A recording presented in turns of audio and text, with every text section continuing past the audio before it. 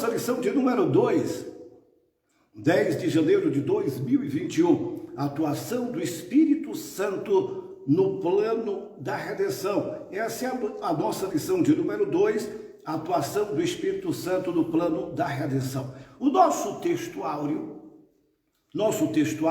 diz-nos assim: assim, pois, as igrejas em toda a Judéia e Galileia e Samaria tinham paz, e eram edificadas e se multiplicava, andando no temor do Senhor e na consolação do Espírito Santo, conforme Atos, capítulo 9, versículo 31. Nossa verdade prática: a atuação do Espírito Santo é contínua e dinâmica na igreja, na vida dos crentes, e os conduz desde a conversão até o fim da jornada cristã. Isso é lindo, isso é esplêndido, isso é maravilhoso, sabendo que desde o momento da nossa conversão até o grande e glorioso dia do arrebatamento da igreja, o Espírito Santo estará nos conduzindo, estará agindo em nós, trabalhando em nós, habitando em nós e nos direcionando sempre ao centro da vontade de Deus. E nada melhor, diga-se de passagem, está no centro da vontade de Deus. Está no centro, abrigado, alinhado, escondido, agasalhado em Deus. Esta é a melhor coisa que nós podemos fazer. Queridos, nós vamos para a nossa leitura bíblica em classe. Encontra-se no Evangelho do Senhor, conforme escreveu o evangelista São João, no capítulo 16, versículos 13 ao versículo 17. Todavia digo-vos a verdade, que convém que eu vá, porque se eu não for, o Consolador não virá a vós.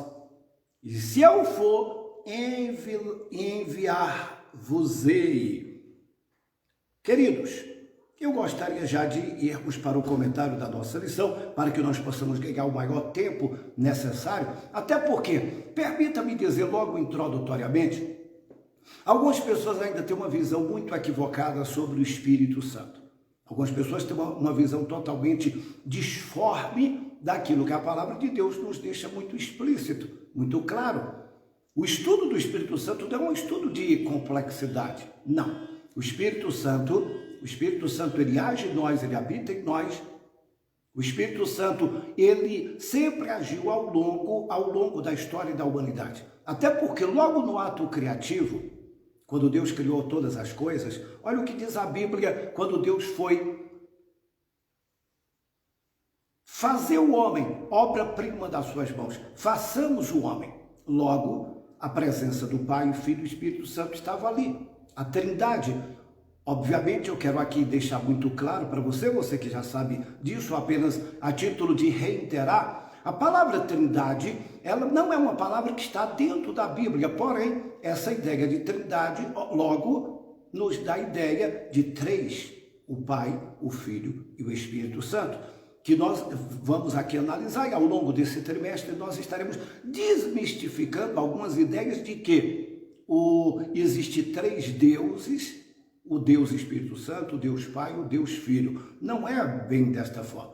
Algumas pessoas até usam e tem por hábito dizer que, olha, o Espírito Santo é inferior ao Pai. O Pai é superior, o Filho é menor um pouco, o Espírito Santo é menor do que o Filho. Nós não podemos entender assim. Nós estaremos jogando luz ao teu raciocínio dentro dessa expectativa. Hoje nós estaremos abordando exatamente a atuação do Espírito Santo no plano da redenção. Aprendemos na lição passada que o Espírito Santo aprendemos na lição passada quem é o Espírito Santo. E agora vamos estudar sobre a ação dele no processo da salvação da humanidade, na edificação dos crentes. Jesus disse que não nos deixaria órfão quando se referiu ao Consolador que está no crente. Vivemos essa experiência do Espírito Santo no dia a dia. Queridos, Jesus, quando diz, eu não vos deixarei órfão, enviarei um outro Consolador vem do grego, allos. Allos significa outro do mesmo jeito, outro da mesma substância, outro parecido. Eu enviarei um outro. Agora, pare para pensar comigo.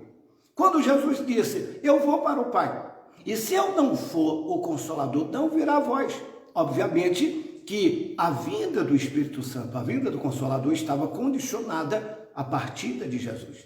Quando Jesus partiu, e é interessante que Jesus, quando os seus discípulos ficaram tristes, quando ele fez aquela dissertação, aquele sermão, dizendo que ele haveria de voltar para o Pai, os discípulos ficaram todos tristes, desanimados. Jesus disse, ora, pare com isso, não fiquem tristes. Eu vou para o Pai, mas eu enviarei um outro Consolador, um outro. Eu não sou Consolador de vocês, eu não estou com vocês, a minha presença não é com vocês.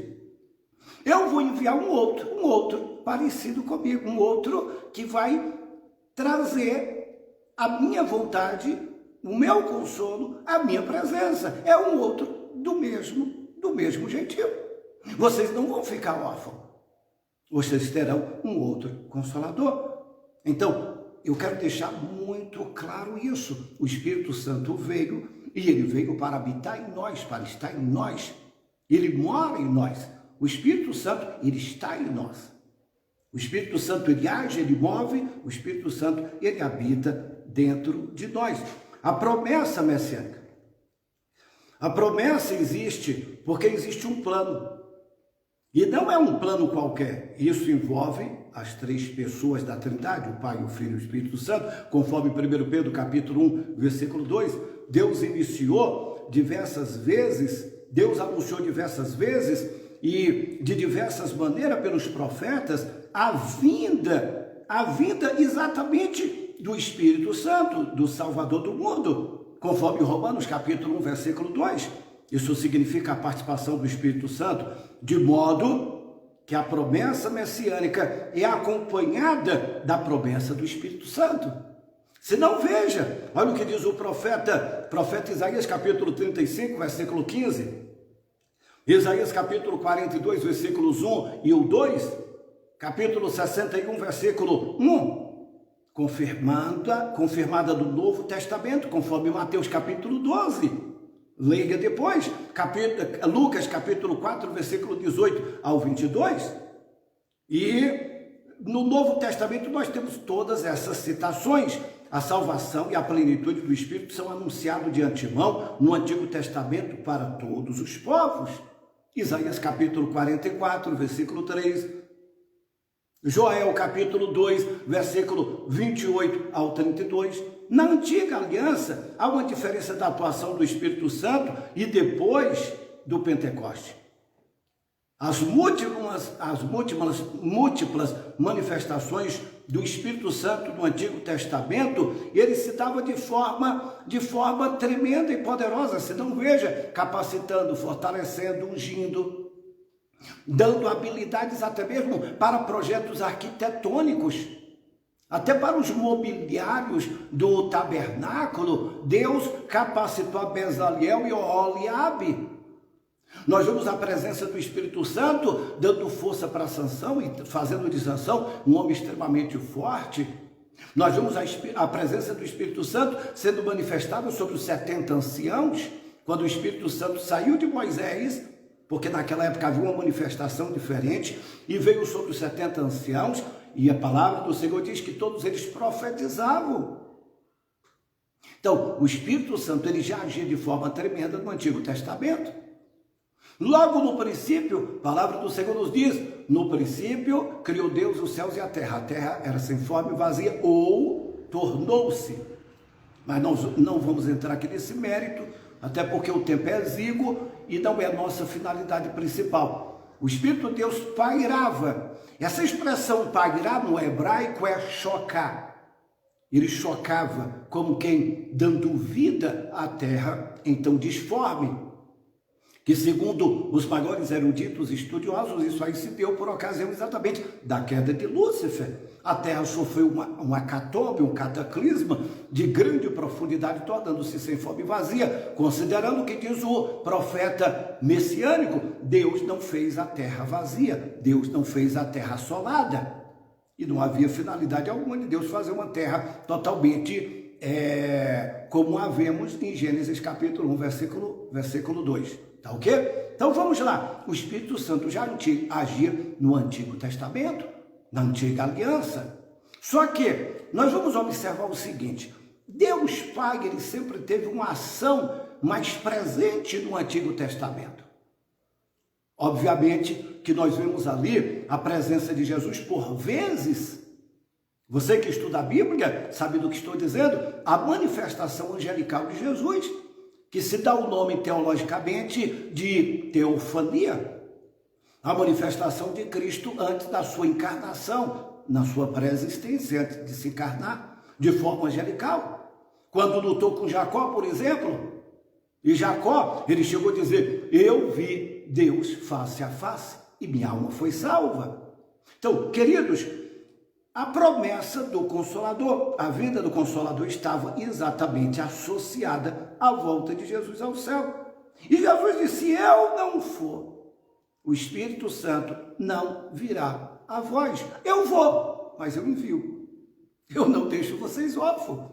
Até porque, queridos, Jesus ele tem um cuidado todo especial para com cada um de nós.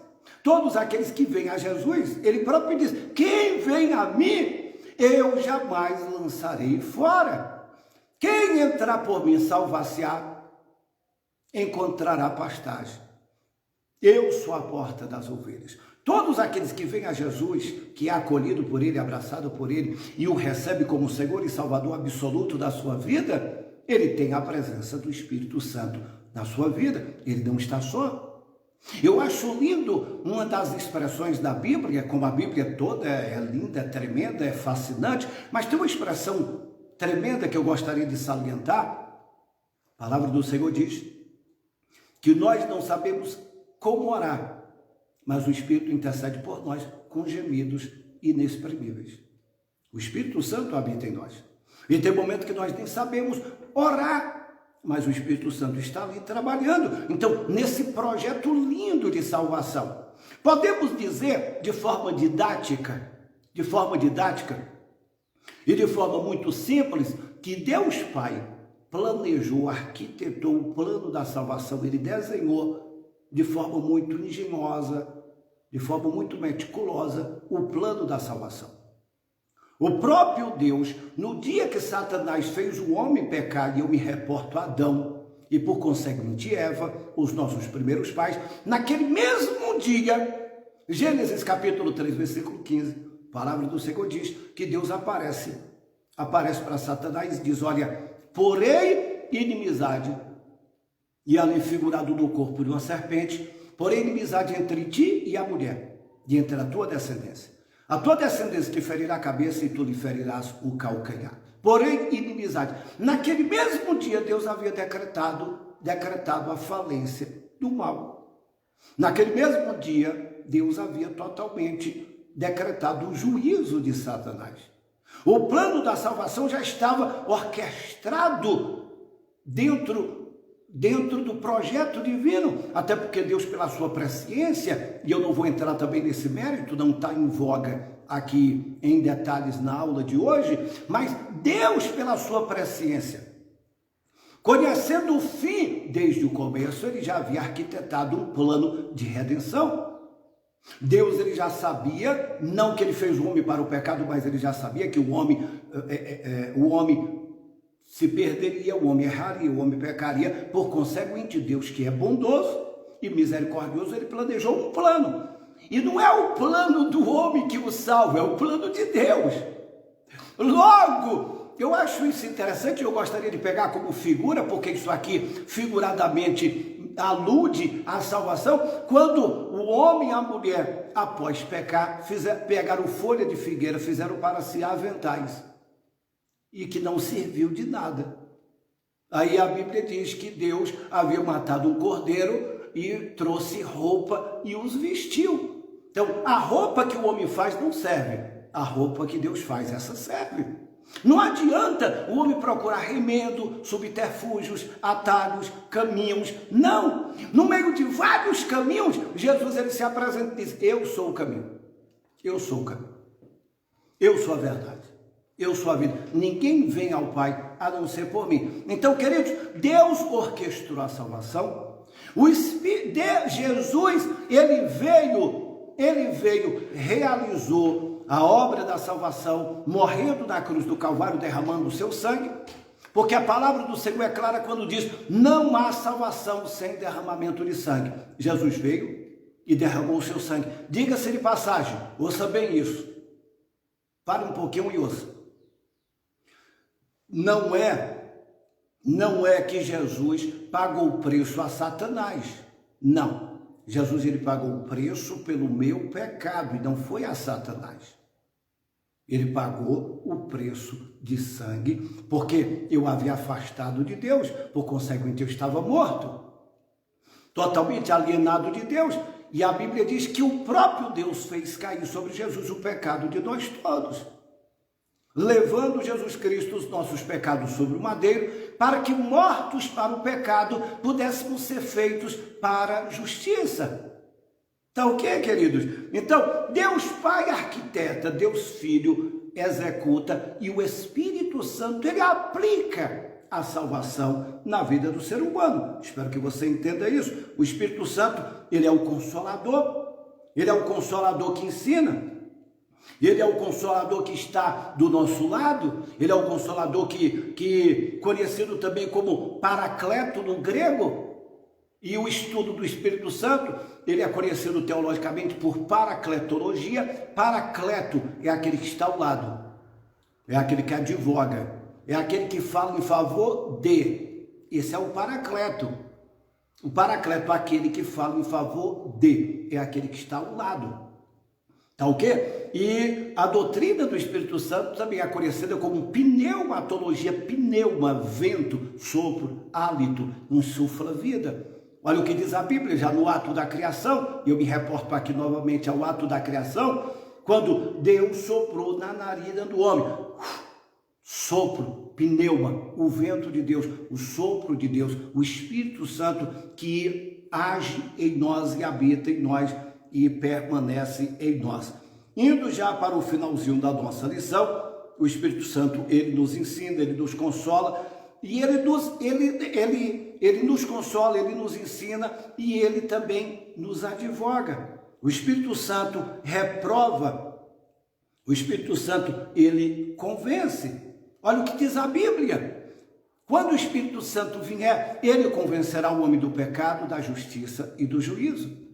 Já dizia Charles Spurgeon que não há conversão sem a atuação do Espírito Santo. Ninguém pode se converter. O cara bater no peito e dizer: não, eu vou me converter. Ele pode até, porque a gente ouve isso N vezes. Você já ouviu isso? Você já ouviu isso várias vezes? Quantas vezes ouvimos: eu parei de beber, parei de fumar, não vou em festa, é casa, trabalho, casa, eu sou um homem do bem, eu sou um homem caridoso, uma mulher caridosa. Óbvio, a pessoa pode parar de beber, parar de fumar, parar de fazer um monte de coisa, que fazia coisas erradas, que causava danos à sua própria vida social, à sua vida física, à sua saúde, à sua vida moral. Agora, isso não é mérito para a salvação, e isso também não significa dizer que a pessoa está convertida. Convertida é uma mudança de vida provocada pelo Espírito Santo. É ele que convence o homem do pecado, da justiça e do juízo. Primeiro, pare para pensar comigo e nós já estamos finalizando. Quem é que convence o homem do pecado? Até porque a Bíblia diz que nós estávamos mortos em pecados e em delito.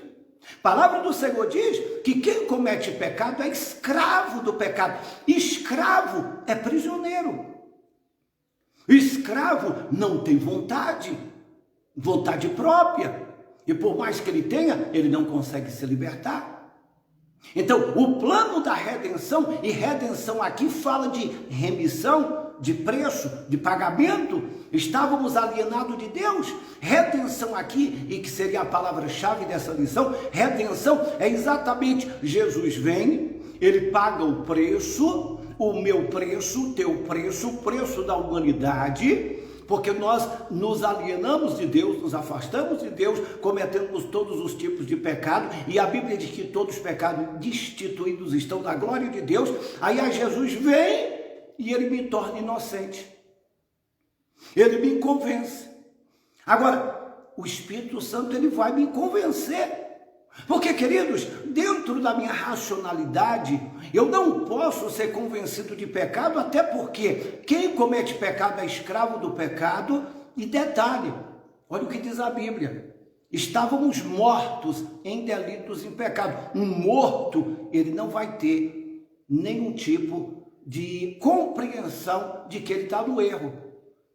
Só a título de exemplificar, de forma muito simplória, olha aqui para mim. Você chega para uma pessoa que é alcoólatra, tá? Tudo bem? Tá. Você chega para a pessoa que é alcoólatra e diz para ela: poxa, você tem que parar de beber. Não, mas eu bebo socialmente. Mas para de beber, pai. Você está bebendo todo dia, você tá chegando embriagado. E não, mas eu tenho um controle. 10 dias depois você encontra aquela pessoa embriagada. Para de beber. Não, mas eu tenho um controle. A hora que eu quiser parar, eu paro. 30 dias depois, 60 dias depois, 90 dias, um ano após, você vai encontrar a mesma pessoa na mesma luta. Como é que ela vai se convencer de que ela é alcoólatra? Tá o quê? Como é que o homem vai se convencer de que ele é pecador? Não, eu sou filho de Deus. Eu sou filho de Deus. Todo mundo é filho de Deus. Todos batem no peito e dizem: eu sou filho de Deus. Você vai num presídio, e você chega lá e diz: